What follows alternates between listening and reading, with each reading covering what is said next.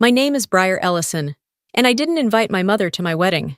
Not because of some petty grudge, not because I wanted to make a statement, but because when I told her I was getting married, she looked me in the eye and said, "Don't bother sending me an invitation.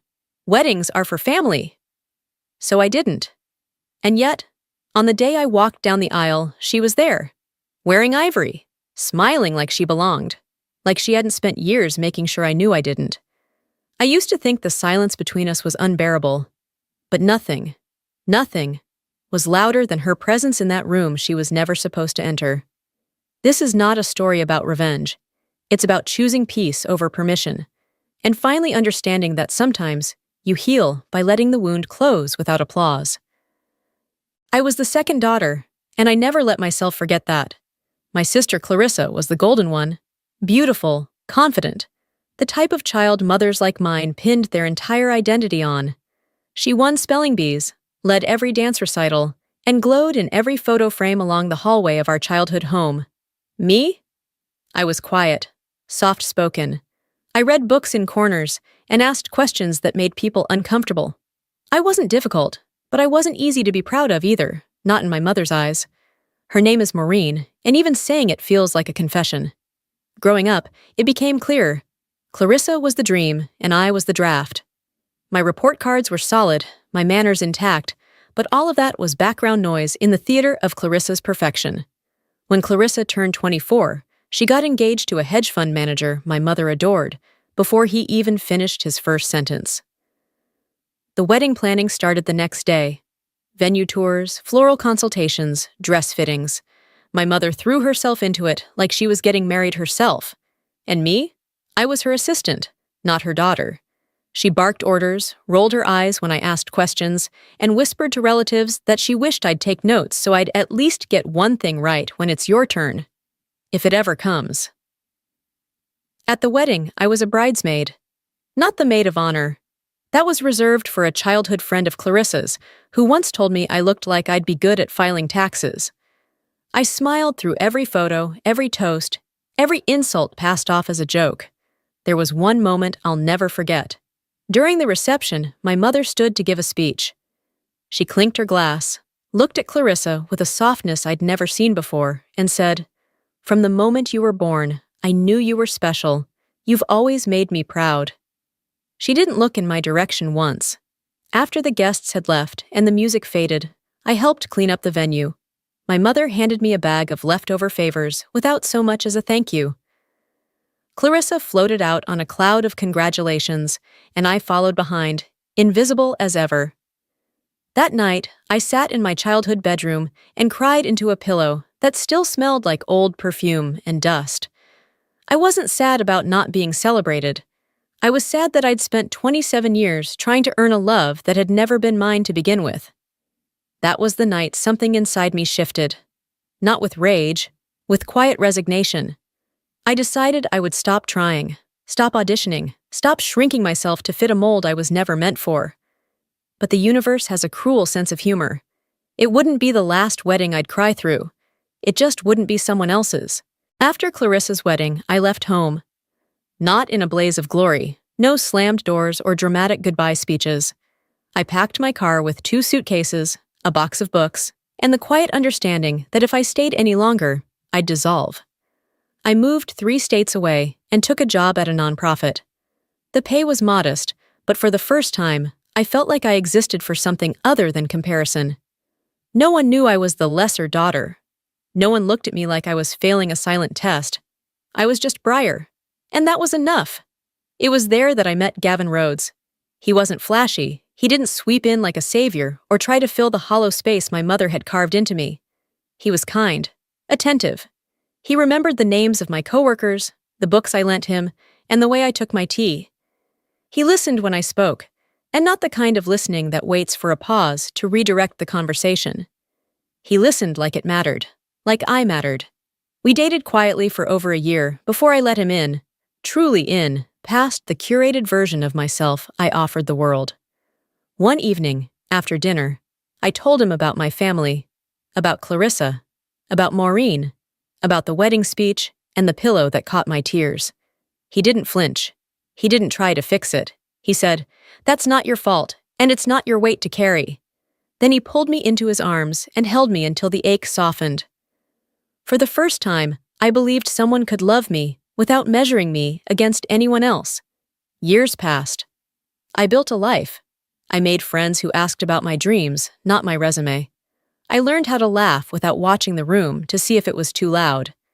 Gavin and I moved into a modest home with creaky floors and a lemon tree in the backyard. It wasn't much, but it was ours. Occasionally, Maureen would call, usually around holidays, just long enough to ask what Clarissa was up to and mention a family event I hadn't been invited to. I kept the calls brief, polite, distant. Then came the call that changed everything. It was spring. I had just come in from the yard, dirt on my knees and sun on my cheeks, when my phone rang. Gavin was inside, prepping dinner. I saw her name flash across the screen and hesitated. "Hello?" She didn't waste time. "Your sister's expecting. Isn't that wonderful?" she said, her voice all sugar and control. I congratulated her and prepared to hang up, but then she asked, "And you? Are you still doing whatever it is you do out there?" That was the moment I knew she still hadn't changed. She still didn't see me. Not really. I was still just the echo of someone else's accomplishments. A month later, Gavin proposed. It was nothing extravagant. We were walking through the grocery store when he handed me a ring tucked inside a box of chamomile tea. I laughed, I cried, I said yes in the frozen foods aisle. And just like that, my future felt warmer. When we sat down to make the guest list, Gavin asked gently, "Do you want to invite your mother?" I paused. I thought about the silence, the years, the invisible string I'd been tugging for decades, hoping for the slightest pull in return. I picked up the phone, dialed her number, and waited. She answered. No greeting, just breathing. "I'm getting married," I said simply. She sighed. "Don't bother sending me an invitation. Weddings are for family." I almost laughed, almost cried. Instead, I just said, "All right," and hung up. Gavin didn't ask what she said. He just pulled me into a hug and whispered, "We'll fill the room with people who love you. That's family." And for the first time in my life, I believed that could be true. Once the phone call with my mother ended, I felt an unexpected stillness.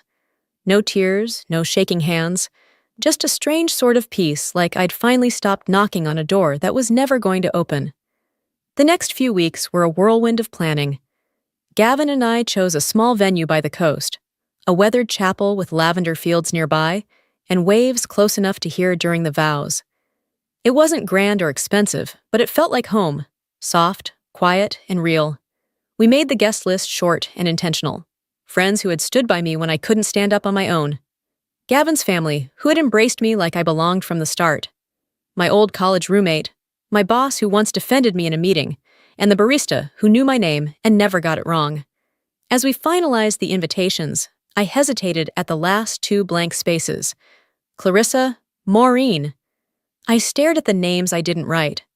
I thought about all the birthdays missed, the conversations turned cold, the way my mother once said I was too emotional to be taken seriously. I thought about how Clarissa looked at me like I was a stranger wearing her last name. I thought about that night after Clarissa's wedding, the pillow, the perfume, the understanding that I'd never be enough for the woman who gave me life. And then I picked up a pen and wrote the names of two friends instead.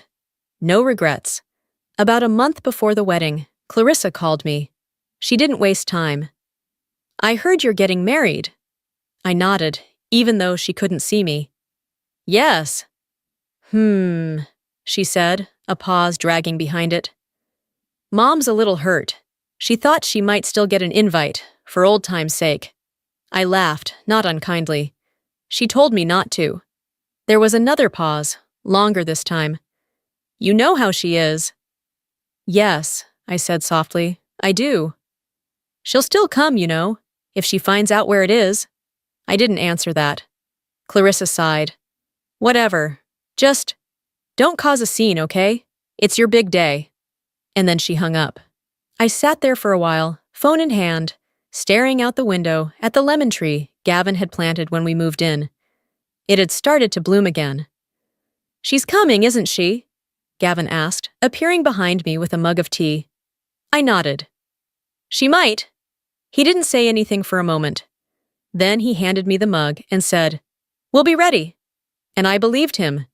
As the days inched closer, I found myself thinking not about flowers or seating charts, but about boundaries, about how it felt to choose myself so completely. I used to think weddings were about promises made to another person, but maybe they're also about promises made to yourself. I promised not to shrink. I promised to stop begging to be seen. I promised to walk into this next chapter knowing that love is not supposed to hurt this much. I even began writing a letter to my mother. I didn't send it. I never meant to. But I needed to write it. Needed to say, "You hurt me." Not just once, but again and again. And I kept showing up for more. I needed to put it all on paper, so it wouldn't live inside my chest anymore. By the time the rehearsal dinner came around, I felt something unfamiliar, grounded, whole. Like even if she came, if she wore white and sneered through her wine, it wouldn't ruin me.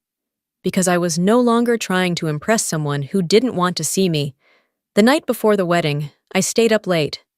Gavin was asleep, his breathing soft beside me. But my thoughts were wide awake. I walked out onto the porch, wrapped in a blanket, watching the moon rise over the quiet street. I thought about the life I had built, about the pain I had survived. And I realized I didn't need anyone else's blessing to begin this next chapter. The woman I used to be would have felt guilty, would have wondered if she was selfish. But not anymore. I was done asking permission to be happy. The next morning, before the ceremony, I sat in front of the mirror, no makeup, hair tied back, staring at a face that looked nothing like Clarissa's and everything like my own. "I see you," I whispered. And I meant it. The morning of my wedding felt like the world had slowed down just for me. Sunlight spilled through the chapel windows in soft amber hues, catching the edges of my dress as I stood before the mirror. The air smelled of lavender and sea salt, and my hands were steady, surprisingly steady. "You ready?" my maid of honor asked gently. I nodded. "Yeah, I really am." Guests began arriving, dressed in muted pastels and warm smiles. I peeked through the curtains, heart swelling at the sight of Gavin's mother hugging my old college roommate, and my boss laughing beside Gavin's dad. These people didn't share my blood, but they had chosen me. That mattered more than DNA ever did. Then the music started. I took Gavin's arm and we walked down the aisle together. Not because of tradition, but because we wanted to start our marriage side by side. Everything was perfect. Until it wasn't. I didn't see her at first. Not until the vows were over, and the ceremony dissolved into mingling and music and dancing under string lights. I was thanking a friend for coming when I caught a glimpse of white. Not wedding white, ivory. My stomach dropped. She stood near the back, holding a glass of champagne she didn't pay for, wearing a tight ivory dress like it was some sort of statement. Her lipstick matched her calculated smile. And next to her, of course, was Clarissa, eyes sweeping the room like a critic at a gallery she didn't approve of. I froze. Gavin noticed. "You okay?" he asked, gently placing a hand on my back. "They're here," I whispered. He didn't turn. He didn't need to. "Where?" "By the dessert table." He took a breath, like he was resetting something deep in his chest. "Do you want me to?" "No," I said quickly. "Not yet." I walked across the room, my steps measured, my heart strangely calm. Each footstep felt like a declaration. This is mine, this day, this piece. Maureen turned to face me, like she'd been waiting for this moment. "Briar," she said with false warmth. "You look fine." "Why are you here?" I asked, not angrily. Just tired. She tilted her head. "Clarissa told me it'd be rude not to come." "I didn't invite you." "Well," she said, sipping her champagne, "I'm your mother." "You told me weddings were for family," I said, voice low but firm. "You made it clear I wasn't yours." Clarissa stepped forward. Oh, come on, Briar. Don't ruin your own party by being dramatic. I looked at her. This isn't your party. It never was. Then I turned back to Maureen. You need to leave. Her smile faltered. Excuse me? You weren't invited. You weren't welcome. You made your choice when you told me to leave you out of this. I honored that. Now it's your turn. For a moment, I thought she might yell, but instead she sneered. You think you're better than me now? Because you put on a white dress and tricked some man into marrying you? I didn't flinch. No. I think I'm better because I stopped letting you define me. That's when Gavin appeared. He didn't raise his voice or clench his fists. He simply said, It's time for you to go. Maureen looked at him with narrowed eyes. And who do you think you are? He smiled. Her husband. Clarissa opened her mouth, but Gavin beat her to it. You're welcome to leave with her. There was silence. Heavy, pressurized. People had stopped pretending not to notice. Maureen scoffed. This is unbelievable. No, I said. This is closure. She looked like she wanted to slap me.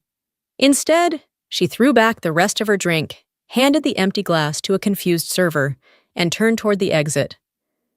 Clarissa hesitated, her eyes bouncing between us and the crowd, now watching like they were afraid to breathe. This is what you want? She asked me. I met her eyes. This is what I need. She left without another word, and I didn't watch them go. I didn't have to. I turned back into the space that was mine, the life that was mine, and the people who made it feel like love didn't have to hurt. Gavin took my hand, his thumb brushing over mine in quiet reassurance. You okay? I nodded. I'm free. We danced, we laughed, we cut cake and clinked glasses and took photos with our people, our real family. The air was lighter, my chest didn't ache. Later, as the sun dipped behind the ocean, I stood barefoot on the lawn, my dress hem dusted with grass, and watched Gavin talk to my old boss about lemon trees and wine pairings. And I thought, this is the life I built. This is what it looks like when you stop asking broken people to love you the right way and start loving yourself that way instead. My wedding wasn't ruined. It was reclaimed. My sister-in-law lied I hit her kid. Husband believed her. CPS came, then saw the camera footage. The investigator froze. You need to see this. I used to think healing meant everything had to be mended, that the cracks would disappear if I just tried hard enough to seal them shut. But healing isn't always tidy. Sometimes it's choosing to live with the cracks and build something stronger around them, something that doesn't pretend the damage never happened, but no longer lets it define the foundation. My mother hasn't called me since the wedding. Clarissa sent a one-line text a few days later. Hope you're happy. I didn't respond, because I am. I wake up beside a man who sees me. I laugh with friends who never needed me to prove I was worth loving. I have a home that smells like lemon blossoms and takeout, and when I look in the mirror now, I see a woman I fought to become. I still remember the girl who cried into her pillow in that childhood bedroom.